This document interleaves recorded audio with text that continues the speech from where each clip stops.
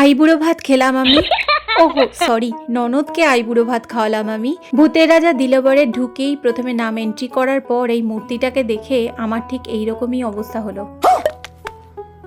এরপর প্রতিটা ওয়ালে ফেমাস লোকেদের দারুণ দারুণ সব ছবি দেখতে দেখতে তারপরে যা দেখলাম। আর वो देख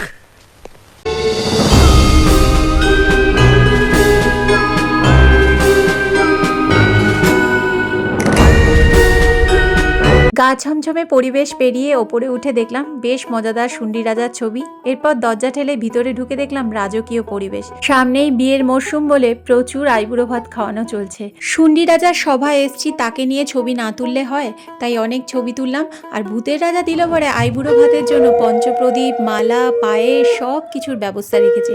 এত সুন্দর ব্যবস্থা যে তোমরাও চাইলে এখানে এসে কাউকে আইবুড়ো ভাত দিতে পারো। এত ব্যস্ততার জীবনে বাড়িতে সবকিছুর আয়োজন করে ওঠা সত্যিই খুব কঠিন।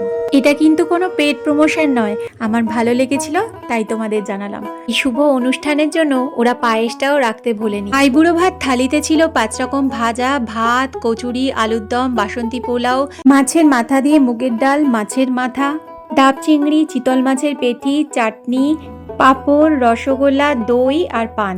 এরপর মাসিমণি আর মেয়ের জন্য নিয়েছিলাম গুপি থালি ও বাঘা থালি। ননদকে খাওয়াতে এসে আমারও ভরপেটটা আইবুড়ো ভাত খাওয়া হয়ে গেল। আর এরা এত সুন্দর সাজিয়ে দিল যেন মনে হচ্ছিল আমাকে প্রচন্ড ভালোবাসে। আইবুড়ো ভাতে এই ব্লগ কেমন লাগলো? ভালো লাগলে একটা লাইক দিও। আর যারা আমার চ্যানেল সাবস্ক্রাইব করোনি, চ্যানেলটা সাবস্ক্রাইব করে দিও। দেখা হচ্ছে নেক্সট ব্লগে। আজকের মতো টাটা।